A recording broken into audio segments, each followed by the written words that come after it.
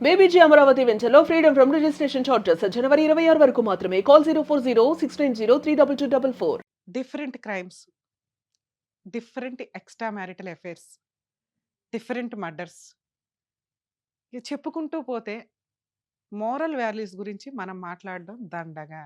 ఎవరైనా ఇలా ఉండండి, ఇలా జాగ్రత్త పడండి అని చెప్పటం అనేది వేస్ట్ వీడియో కింద లెక్క నా దృష్టిలో.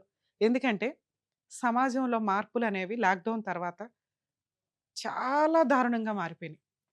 ప్రకృతి మనకొక చెంపదెబ్బ కొట్టి లైఫ్ అంటే ఇంతే అని చూపించినప్పుడు యాక్చువల్‌గా జనాలంతా ఇంకొంచెం పద్ధతిగా, ఇంకొంచెం జాగ్రత్తగా, ఇంకొంచెం రిలేషన్స్ తోటి మంచి మోరల్ వాల్యూస్‌తో ఉండాల్సింది పోయి, దిగజారిపోయిన క్యారెక్టర్స్ తోటి ఈ రోజున మనం సోషల్ మీడియా చూస్తుంటే గాని, ఈ ఛానెల్స్ చూస్తుంటే గాని, టీవీ ఛానెల్స్‌లో కనిపిస్తుంది.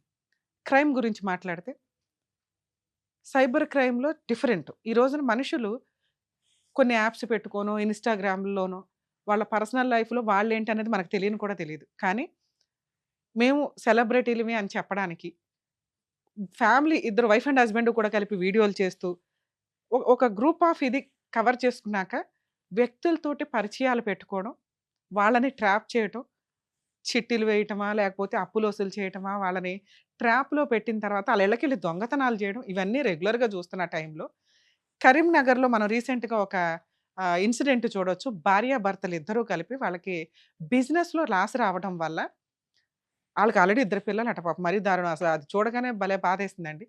అలాంటిది భార్యని ప్రాస్టిట్యూట్‌గా పెట్టి అని అట్లాగే అనుకోవాలి. ఎందుకంటే ఈ డైలాగ్ ఎందుకు అంటున్నానంటే దగ్గర దగ్గర ఒక 100 మందితో ఆ అమ్మాయి పడుకొని, ఆ వీడియోలు రికార్డ్ చేసి వాళ్ళని బ్లాక్‌మెయిల్ చేస్తున్నారు. భార్యాభర్తలు ఇద్దరు కలిపి. వాళ్ళని కాస్త కరీంనగర్ పోలీసులు అరెస్ట్ చేసి జైల్‌లో వేశారు. అంటే ఒక వ్యక్తి భర్త కూడా ఉన్నప్పుడు ఎలా అనిపిస్తుందంటే, అరే! ఈవిడ క్యారెక్టర్ ఉన్న అమ్మాయి. ఈ అమ్మాయి మనకు ఈజీగా దొరుకుతుంటే రూ. 1000కో, 10,000కో దొరికేస్తుంటే ఈజీ అన్నట్లుగా అక్రమ సంబంధాలకి వెళ్తున్నప్పుడు సైబర్ క్రైమ్‌కి ఈ రోజున అద్దే లేకుండా ఉంది. ఇలా ఒక అమ్మాయి ఫ్రీగా దొరికినా, డబ్బులకి దొరికినా కూడా డేంజరే అని గుర్తుపెట్టుకోండి. ఈ రోజున ఆ మనిషే మనల్ని చూడట్లేదు. దానికి తగ్గ కెమెరాలు చూస్తున్నాయి. అవి చూసారంటే కొన్ని కోట్ల మంది చూస్తున్నట్టే లెక్క. ఏ రోజున ఎక్కడ ఏ కెమెరా ఎలా ఉంటదో, ఎవరు ఎట్లా రికార్డ్ చేస్తారో తెలీదు. ఈ రోజున 100 మంది సఫర్ అయ్యారు. అందులో ఎవరో ఒకళ్ళు ధైర్యంగా ముందుకొచ్చి కంప్లెయింట్ ఇచ్చారు గానీ 99% ఎవడు కంప్లెయింట్ ఇవ్వడు. ఎందుకంటే మహిళ కేసేస్తదేమో, ఆవిడ కేసేస్తే మళ్ళీ మనం కోర్టుల చుట్టూ తిరగాలి. మన ఇంట్లో వాళ్ళకి తెలిస్తే ఆల్రెడీ నేను ఇట్లా తప్పు పని చేశానని వదిలేస్తారు అనే భయంతోటి 90%, 99% ఎవరు కంప్లెయింట్లు ఇవ్వరు జెంట్స్. కానీ జెంట్స్‌ని కాపాడాల్సిన పొజిషన్ వస్తదా అనే క్వెషన్ మార్క్ వచ్చేసింది. సెకండ్ పాయింట్ మనం మాట్లాడుకుంటున్న ఇంకొక crime illicit relations, extra marital affairs. అబ్బబ్బబ్బా! ఏం దారుణం ఏం దారుణం అండి. ఎవరికి చెప్తాం మీరిలాగుండండి, ఇలా ఉండొద్దండి అని. ఎవరికాళ్ళు వ్యక్తిగత స్వేచ్ఛ దారుణంగా పెరిగి, ఈ ఎక్స్‌ట్రా మ్యారిటల్ అఫైర్సు మరి అసల ఏ రీజన్ మీద ఆ చట్టం తీసి పడేసారో అర్థమే కావట్లే ఆ సెక్షను. ఎప్పుడైతే ఐపీసీలో ఆ సెక్షన్ తీసేసి బిఎన్ఎస్ యాక్ట్ కొత్తగా వచ్చిందో, విచ్చలవిడితనం ఎక్కువైపోయి, ఇంకొక కేసు రీసెంట్‌గా చూస్తున్నాం. అతనితో ఎవరో లవర్‌తో కలిసి భర్తని చంపేసి పోర్న్ వీడియోస్ నైట్ మొత్తం చూస్తా కూర్చున్నారట. ఇంకొకావిడ భర్తని చంపేసి చక్కగా కూర్చొని అసలు దాన్ని మాఫీ చేసి ఎలా మ్యానిపులేట్ చేయాలని చూసింది. ఈ ఈ విషయాలు మనం మాట్లాడితే, మేడం అంతకుముందు మహిళలను బోలెడు మందిని చంపేశారు కదా మేడం! మరి అంతమందిని చంపినప్పుడు మాట్లాడలేదు, అందరం మనం మాట్లాడలేదా? ఏదో చేంజెస్ చేసుకుంటూ లా తీసుకొచ్చాం. ఓ 10 మంది చస్తే ఏముందండి అంటే, మనం మాట్లాడుకున్న స్టార్టింగ్‌లో 10 మంది. ఆ బ్లూ డ్రమ్ములు గానివ్వండి, ఫ్రిడ్జ్‌లో పెట్టడాలు గానివ్వండి, కుక్కర్‌లో పెట్టడాలు కానివ్వండి. ఇప్పుడు భూస్థాపితం చేసేస్తున్నారు. అందులో మన వాళ్ళెవరు ఉండకుండా చూసుకోవాల్సిన పరిస్థితులొస్తున్నాయి. దీన్ని మనం ఇలాగే వదిలేస్తే తప్పెవరు చేసినా తప్పే అండి. అది మగాళ్ళేంటి, ఆడాళ్ళేంటి. ఎక్స్‌ట్రా మ్యారిటల్ అఫైర్స్ కోసం భర్తల్ని చంపేసి, వాళ్ళని ముక్కలు ముక్కలు చేసి, పప్పులు చేసి పెడుతుంటే, లీగల్‌గా కేసేసుకున్నప్పుడు చూసుకుందాం అనుకుంటే, ఈ రోజున మనిషి ఉనికి, పెళ్లి అనే బంధానికి వాల్యూ లేకుండా పోతుంది. ఆ! మేడం అతను అట్లాంటోడు, తాగుబోతు, తిరుగుబోతు, ఆయన కూడా తిరిగాడు, నేను అందుకే తిరిగానండి అంటే, ఎవరు సమాధానం చెప్పలేమిక్కడ. ఎవరో ఒకళ్ళు రేపటి రోజున సొసైటీలో మనం బతకాలి అనుకుంటే, ఎక్కడో అడవుల్లో బతికినప్పుడు ఎట్లా ఉందో, అవే తీసుకొస్తున్నారు మళ్ళీ మాట్లాడే విధానంలో. వ్యక్తిగత స్వేచ్ఛ అని. ఇవన్నీ కట్టుబాట్లు ఎందుకు పెట్టుకుంటూ వచ్చాం? సమాజంలో బతకాలంటే సేఫ్టీ ఇంపార్టెంటు. ఒకళ్ళకొకళ్ళు ప్రొటెక్షన్ ఇంపార్టెంటు. ఒకళ్ళకొకళ్ళు అవసరం ఉంటాము అని. ఆ అవసరాలు దొబ్బినియి. ఎవ్వరి ఇష్టం వచ్చినట్టు వాళ్ళు ఎక్స్ట్రా మ్యారిటల్ అఫైర్స్ పెట్టుకొని అవతలోళ్ళు తప్పు అందుకే అంటే, అమ్మ అంత ఎక్స్ట్రా మ్యారిటల్ అఫైర్స్ ఉండి భర్తను వదిలేయాలనిపిస్తే మీకు ఆల్రెడీ చట్టం బోలెడంత ఫెసిలిటీ ప్రొవైడ్ చేస్తుంది. ముందు ఆ కేసులేసుకోండి.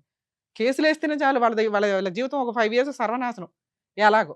అదొదిలేసి ఎందుకు చంపేస్తున్నారు? వాళ్ళకి మీ మీద కేసులేసే రైట్స్ కూడా లేవు. ఎందుకు భర్తలతో కలిపి చంపి పడేస్తున్నారు ఆళ్ళని? ఆళ్ళ బతకనివ్వండి ఏదో ఒక మూల. ఇంత దారుణంగా, ఇంత క్రూయాలిటీగా మహిళలు ఎందుకు మారుతున్నారు? అదేంటి మేడం జెంట్స్ మారొచ్చు, మహిళలు మారకూడదా? మహిళలకు ఆ రైట్స్ లేవా? ఈ వాయిస్ నేను మాట్లాడట్లే. ఎవ్వరు చేసినా తప్పే. ఒక మహిళల్ని ప్రొటెక్ట్ చేయడం కోసం ఎంతో కష్టపడి తీసుకొచ్చినవి. ఈ రోజున కోర్ట్‌లో ఒక మహిళ నిజంగా సఫర్ అవుతున్న అమ్మాయి కేసేస్తుంటే తలదించుకోవాల్సొస్తుంది. ఎందుకంటే మిగతా 90% మహిళలు ఫాల్స్ కేసులేయటం వల్ల. నిజంగా సఫర్ అవుతున్న అమ్మాయిని రక్షించలేకపోతున్నాం. పరిస్థితి ఎట్లా అయిపోయిందంటే 90% జెంట్స్ సఫర్ అవుతున్నారు. ఎక్కడో 10% క్రూయల్ జెంట్స్ మిగిలారు ఇప్పటికి. 10-20% వాళ్ళేంటంటే మొండిగా అయిపోయారు. ఇక ఏం చేసుకుంటారో చేసుకోండి అని తలా తోక లేని బ్యాచ్ అంతా తెగించి ఉంటున్నారు తప్ప 70-80% జెంట్స్ ఈ రోజున లీగల్ కేసుల వల్ల భయపడుతున్నారు. సఫర్ అవుతున్నారు. అలాగే ఈ మహిళలు మర్డర్‌ల దాకా వెళ్ళిపోతుంటే ముందు ఆళ్ళ ఇంట్లోకి వెళ్లి ఏం ఫుడ్ తినాలనేది కూడా భయమేస్తుంది. ఏం వండి కలిపి ఏం పెడతారా అని చెప్పి. ఇంత దారుణమైన పొజిషన్స్‌లో మోరల్ వాల్యూస్ అనేవి వెళ్ళిపోతున్నాయి. సమాజంలో ఈ ఎక్స్‌ట్రా మ్యారిటల్ అఫైర్స్ ఎప్పుడు డేంజరే సార్. గుర్తుపెట్టుకోండి. ఎందుకంటే అది అవతల వ్యక్తి ఏ టైప్ ఆఫ్ డెసిషన్స్ తీసుకుంటారో తెలియదు. వీడియోలు తీయొచ్చు, బ్లాక్‌మెయిల్ చేయొచ్చు, చంపేయొచ్చు, చంపడానికి ప్రయత్నించొచ్చు. లేదా మనకే ఆలోచన రావచ్చు వదిలించుకోవడం కోసం. ఇవన్నీ కూడా క్రూయల్ మెంటాలిటీ. అంటే యానిమల్స్‌కుండే మెంటాలిటీ. ఇవి కొంచెం తగ్గించుకుంటూ వెళ్ళాలి అంటే కొంచెం ఆలోచన విధానం మార్చుకోండి. అవతల వ్యక్తి నచ్చకపోతే వదిలేసి లీగల్‌గా వెళ్ళండి. ఇండివిడ్యుయల్‌గా బతకండి. వదిలేసిన తర్వాత మీరెవరితో మ్యారిటల్ అఫైర్స్ పెట్టుకుంటారో, ఎవరితో ఎక్స్‌ట్రా మ్యారిటల్ అఫైర్స్ పెట్టుకుంటారో మీ ఇష్టం తప్ప, ఉండి వాళ్ళని చంపేసుకుంటా అంటే సొసైటీలో మీకు గుడ్ విల్ ఉండాలా? భర్త ఏదో హార్ట్ అటాక్‌తో పోయినట్టు ఉండాలి గానీ, మీరు మర్డర్ చేసినట్టు ఉండకూడదు. అతనితో కలిసి ఉండకూడదు. అతని ఆస్తులు మొత్తం కావాలా. ఇవి కనుక ఇలాగే కంటిన్యూ అయితే రేపటి రోజున సుప్రీం కోర్ట్ ఏం వదలటం లేదండి. అన్నీ ఒక సర్వే వేసి ఒక కన్నేసి ఉంచుతున్నారు. ఒకప్పుడు 498 అరెస్ట్‌లు ఎట్లా అన్నారో, అవి తీసేసి ఇప్పుడు స్టేషన్ బెయిల్స్ ఎట్లా ఇస్తున్నారో, అలాగే రేపటి రోజున మహిళలు వేసే చాలా కేసులు ఎగిరిపోతాయి. గుర్తుపెట్టుకోండి. వాటికి పాపం మీరంతా వేసుకోవాల్సిన పరిస్థితొస్తది. ఎప్పుడు కూడా ఒక సమాజంలో బతుకుతున్నప్పుడు, ఆ సమాజంలో ఆ టైంలో ఉన్న ఆచార వ్యవహారాలు అవన్నీ ఫాలో అవుతూ పిల్లలకు కూడా కొంచెం మంచి ఫ్యూచర్‌నిచ్చే విధంగా మారితే జనాలు మంచిది. ఎవరికాళ్ళు వ్యక్తిగత స్వేచ్ఛ మేము ఇలాగే బతుకుతాం అవతలోడు అరగకూడదంటే సమాజంలో ఉండకండి. ఏ ఫారెస్ట్‌ల్లోకెళ్ళి ఉండండి. ఈ ఈ రకమైన క్రైమ్‌ని కంట్రోల్ చేయాల్సిన బాధ్యత అంటే సర్వే రికార్డ్ ఇదైనప్పుడు ఖచ్చితంగా కోర్టులు, పోలీసులు సీరియస్ యాక్షనే తీసుకుంటాయి. క్రైమ్ చేసేవాళ్ళు ఒకటికి 10 సార్లు ఆలోచించండి చెయ్యకూడదు అని.